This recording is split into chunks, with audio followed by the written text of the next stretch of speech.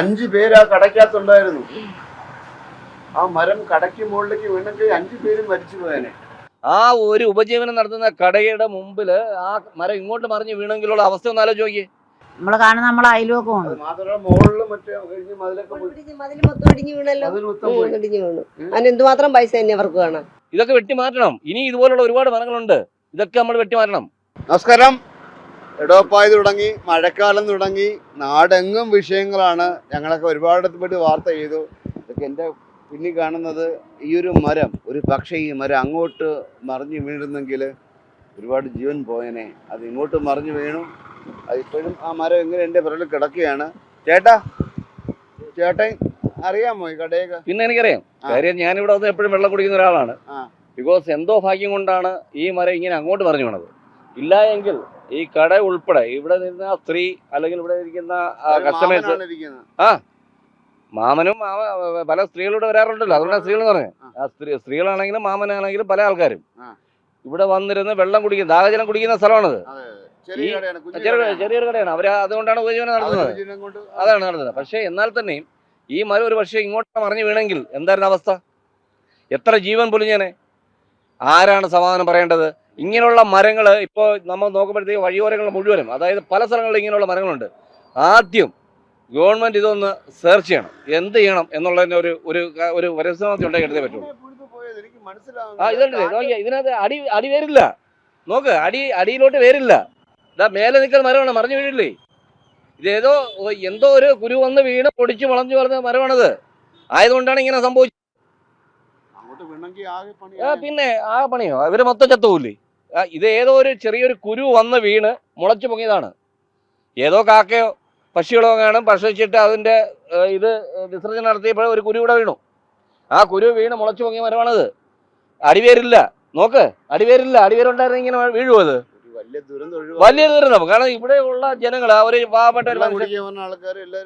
പാവപ്പെട്ട മനുഷ്യൻ, പല ആൾക്കാർക്കും ഇങ്ങനെ ദാഹജലം കൊടുത്ത് അയാളുടെ ഉപജീവനം നടത്തുന്ന കടയാണിത്. ആ ഒരു ഉപജീവനം നടത്തുന്ന കടയുടെ മുമ്പില് ആ മരം ഇങ്ങോട്ട് മറിഞ്ഞ് വീണെങ്കിലുള്ള അവസ്ഥ ഒന്ന് ആലോചിച്ച് നോക്കിയേ. ഇതുപോലെയാണ് ഇന്ന് നിൽക്കുന്ന പല മരങ്ങളും വീണുകൊണ്ടിരിക്കുന്നത്. എത്ര അപകടങ്ങൾ ഉണ്ടായിട്ടുണ്ട്. കഴിഞ്ഞ ദിവസങ്ങളിൽ ഞാൻ കണ്ട ഒരു കാഴ്ചയുണ്ട്. ആ പാങ്ങാപ്പാറയിലോട്ട് പോകുന്ന വഴിക്ക് ഒരു മരം വീണു. ജസ്റ്റ് പാസ്, ഒരു കാറിന്റെ ബാക്കിൽ വീണ്, ഒരു കാറിന്റെ നടുക്ക് വേണ്ടിയാണ്. എന്തോ ഭാഗ്യം കൊണ്ട് വീണത്. ഒരു ഭീമമായ മരമാണ്. നമ്മളിതെല്ലാം മനസ്സിലാക്കേണ്ടിയിരിക്കുന്നത് ഒരുപാട് കാര്യങ്ങൾ. ഇതൊക്കെ നല്ല രീതിയിൽ ഗവൺമെന്റ് ശ്രദ്ധപ്പെടുത്തി ഇങ്ങനെയുള്ള സംഭവങ്ങളൊക്കെ, നമ്മുടെ എന്താ പറയുക, ഇങ്ങനെയുള്ള മരങ്ങളൊക്കെ ഉണ്ടെങ്കിൽ അത് മുറിച്ചു മാറ്റുക. സുരക്ഷിതമല്ലാത്ത മരങ്ങളൊക്കെ മുറിച്ചു മാറ്റണം. അല്ലെങ്കിൽ ജനങ്ങൾ ജീവാപായം ഉണ്ടായിട്ട് മുറിച്ചു മാറ്റുന്ന കാര്യമുണ്ടോ? ഇപ്പൊ ഈ മരം തന്നെ ഇങ്ങോട്ട് വീണെങ്കിൽ എന്തായിരുന്നു സ്ഥിതി? ഈ മരം തന്നെ ഇങ്ങോട്ട് വീണെങ്കിൽ എന്തായിരുന്നു സ്ഥിതി? ഇന്ന് ആ കടയിൽ വന്നിരിക്കുന്ന കസ്റ്റമേഴ്സ് ഉൾപ്പെടെ, അതിന്റെ ഈ ഇത് നടത്തുന്ന പാവപ്പെട്ട മനുഷ്യർ ഉൾപ്പെടെ എല്ലാവരുടെയും ജീവൻ നശിക്കില്ലായിരുന്നോ? എന്തോ ഈശ്വരാനുഗ്രഹം കൊണ്ട് ആ മരം അങ്ങോട്ട് പോയി. അവിടെയും വേറെ മറ്റു വീടുകളില്ലാത്തതുകൊണ്ട് രക്ഷപ്പെട്ടു.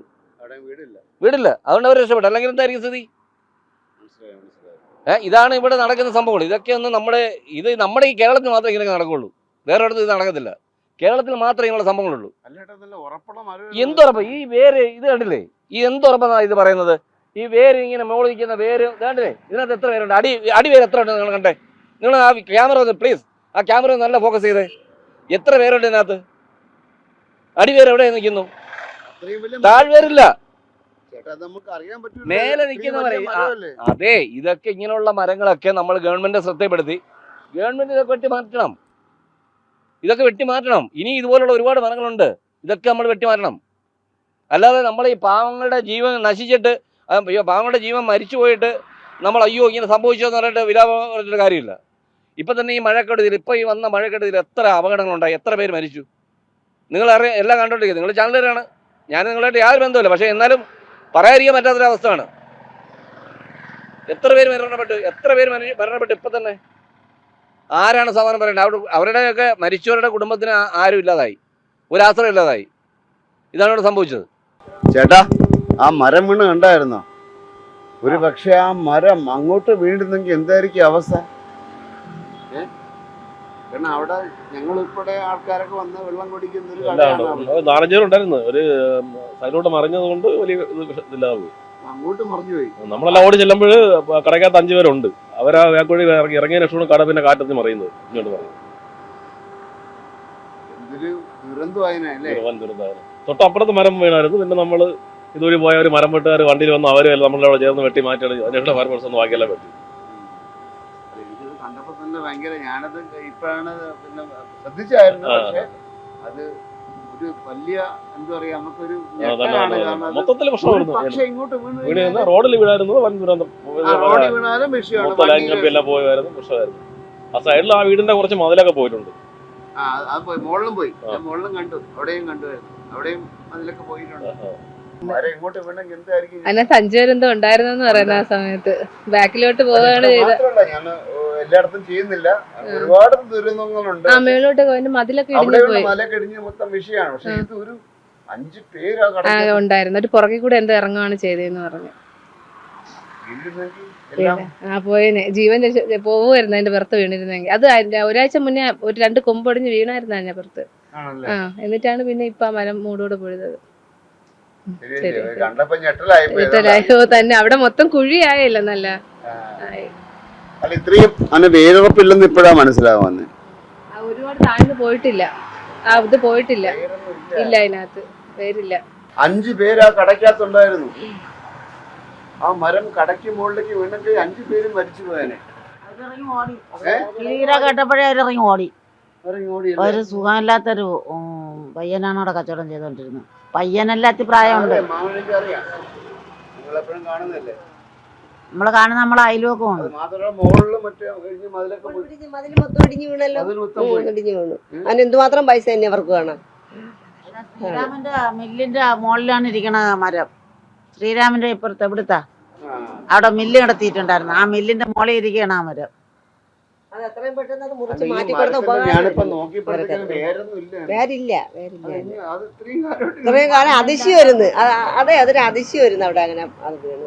തണലായിരുന്നു, വണ്ടി പാർക്ക് ചെയ്യാനൊക്കെ നല്ല ഇതായിരുന്നു. അതിന് എത്രയും പെട്ടെന്ന് മുറിച്ച് മാറ്റി കൊടുക്കാനും കൂടെ ഒരു അല്ല. ഇനിയിപ്പോ മുനിസിപ്പാലിറ്റിക്കാർ അത് തന്നെ, അവര് തന്നെ മുറിച്ച് മാറ്റേണ്ടത്. അവരതല്ലേ ഇത് നഗരസഭയാണ് ചെയ്യേണ്ടത്. കാരണം ഇതൊന്നും ഒരു കാര്യം എന്ന് പറഞ്ഞാൽ ഇതൊന്നും നമുക്ക് ജഡ്ജ് ചെയ്യാൻ പറ്റില്ല. കാരണം വെച്ചാൽ അതിന് വേരുണ്ടോ ഇല്ലെന്നും ആർക്കും അറിഞ്ഞൂടാ. പണ്ട് തൊട്ടേ വളർന്നൊരു മരമാണ്, ഇത്രയും വർഷം കൊണ്ട് നിൽക്കുന്ന മരമാണ്. നമ്മുടെയൊക്കെ വിശ്വാസം അതിന് വേരുണ്ടാവും, നിൽക്കുന്ന. പക്ഷേ ഒരു അതിശയം വരുന്ന ആ മരം അവിടെ അങ്ങനെ നിന്നത്, വേരില്ലാതെ നിന്നൊരു മരം ഇന്നതുവരെ നമ്മൾ കേട്ടിട്ടില്ല. ഏതായാലും മണ്ണില്ല. റോഡൊക്കെ വന്ന് മണ്ണൊക്കെ മാറിയപ്പോഴത്തേക്കും മണ്ണൊന്നും ഇല്ല, വേര് പോകുന്നുമില്ല. ഏതായാലും ഒരു കാര്യം പറയാതെ വയ്യ, നമുക്കൊന്നും ജഡ്ജ് ചെയ്യാൻ പറ്റില്ല. കാരണം അതിന് വേരുണ്ടോ ഇല്ലെന്ന് അറിയാൻ. പക്ഷേ ഒരു ഭാഗ്യം കൊണ്ട് ഒരു 5 പേരാ കടക്കാത്തിരുന്നത്. അവർ എങ്ങനെയൊക്കെ രക്ഷപ്പെട്ടോ. മരം ഒന്ന് ജസ്റ്റ് മാറി ഇങ്ങോട്ട് വീണിരുന്നെങ്കിൽ ഒരു 5 മരണം കൂടി ഞാൻ വാർത്ത ചെയ്യേണ്ടി വന്നേനെ. അതെന്തായാലും ഭാഗ്യമായി, അത് രക്ഷപ്പെട്ടു, കുഴപ്പമൊന്നുമില്ല. ക്യാമറ അരുൺ സാറിനൊപ്പം ശ്രീത് മാരാർ സൈനിങ് ഓഫ്.